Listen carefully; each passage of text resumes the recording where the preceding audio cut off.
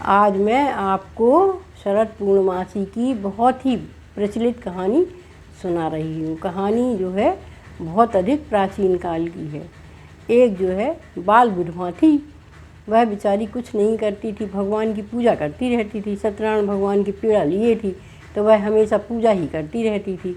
अब जो है शरद पूर्णमासी का दिन आया तो उसने कहा क्या किया जाए। उसने कहा चलो हम सत्यनारायण भगवान की पूजा ही कर लेते हैं। तो उसने 6 लड्डू बनाए, 1.5 पाव खोवा ले आई, 1.5 पाव शक्कर ले आए और उनसे उसने 6 पेड़े बनाए और बड़े ही विधि विधान से जो है पूजा की। पूजा करने के बाद उसने कहा कि अब हम क्या करें, पूजा तो हमने कर ली लेकिन हमारे यहाँ कोई कहानी सुनने वाला नहीं है। अब कहानी किसको सुनाएं, जब तक कहानी नहीं सुनाएंगे तो हमारा व्रत पूरा नहीं होएगा। तो वो चल दी। तो चलते चलते उसको जो है बहुत अधिक एक पैसे वाली ब्राह्मण की महिला मिली। तो उसने उनसे कहा बहन रुक जाओ, हमारी सत्यनारायण की कथा सुन लो। तो उन्होंने कहा अरे जब तक हम तुम्हारी सत्यनारायण भगवान की कथा सुनेंगे जब तक हमारा घर का आधा सा काम निपट जाएगा, और तुम तो हो वैसे भी अछूत जात की, तुम्हारी कथा हम कैसे सुन सकते हैं, हम तो ब्राह्मण हैं। तो उसको बहुत दुख हुआ, कहने लगी ठीक है। और आगे चली तो एक जमींदार की बहू मिली। तो उसने कहा बहन थोड़ी देर रुक जाओ, हैं हमारी कहानी सुन लो। हैं तो उन्होंने कहा अरे वाह, तुम्हारे सत्यनारायण की कहानी हम क्यों सुने, जब तक हम तुम्हारी कहानी सुनेंगे जब तक हम अपने बच्चों को भोजन नहीं बना खिला देंगे, हमारे पास टाइम नहीं है, तुम और किसी को देख लो। बहुत दुखी हुई। अब वो आगे बढ़ी तो जाती रही, जितनी भी महिलाएं मिली तो सब ने उसको मना कर दिया। अब सत्यनारायण भगवान को भी बड़ी गुस्सा आ गई। जौन महिलाएं उसको मिली थी तो उसने कहा अरे वाह, ये तो बड़ी घमंडी औरतें हैं, हम इनको क्यों दान दे रहे हैं। तो उनके घर में गरीबी आ गई। अब वो चलते चलते पहुंची तो उसको कोई नहीं, एक कपड़े धो रही थी धोबिन हैं। तो उसने कहा बहन हम जो है क्या कहलाते हैं, दिन भर के भूखे हैं और भटक रहे हैं, गांव में किसी भी हमारी महिला ने कहानी नहीं सुनी, आप अगर टाइम हो तो कहानी सुन लो।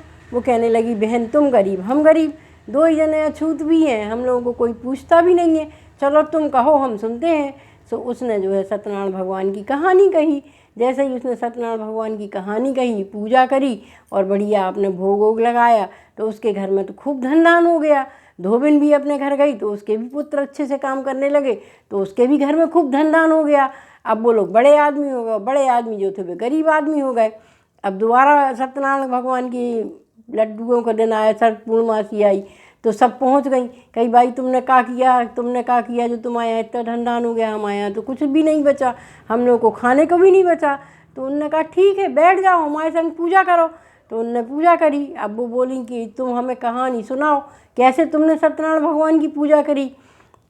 उनने कहा सत्यनारायण भगवान की पूजा में जो है एक पेड़ा अपनी सखी से ले लेना चाहिए है और उसकी फिर साल भर तक पूजा करना चाहिए, रोज़ एक कहानी कहना चाहिए और नहा के एक कहानी कहो। और जिस दिन शरद पूर्णमासी हो उस दिन 1.5 पाव खोवा 1.5 पाव शक्कर मंगाओ, उसके 6 भाग बनाओ।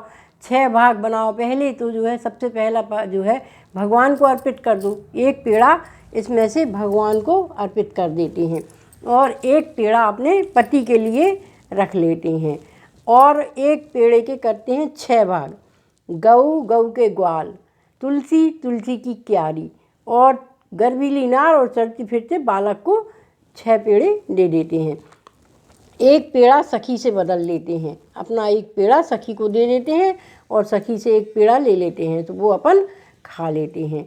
और जो है एक पेड़ा जो बचता है वो कोई को अगर पेड़ा लेना हो तो वो दे देना चाहिए उसको, और एक पेड़ा अपने लिए ही रहता है। इसलिए इस तरह से हम अपने पेड़ों के 6 भाग कर लेते हैं और पूजा करते हैं। तुलसी भगवान के सामने बैठ के कथा कहानियाँ कहते हैं। सखी सहेलियाँ हों तो उनको अपनी कहानियाँ सुनाते हैं, नहीं तो तुलसी माँ को ही अपनी सखी मानकर हम कहानी कह लेते हैं। और उसके बाद बड़े विधि विधान से भगवान की पूजा करते हैं, आरती करते हैं, उनको भोग लगाते हैं, उनके भजन करते हैं। इससे भगवान प्रसन्न होते हैं और हमारे यहाँ धन धान्य की कभी कोई कमी नहीं रहती है। तो उन महिलाओं ने कहा कि भाई हमें भी अब आप लोग पेड़ा दे दो।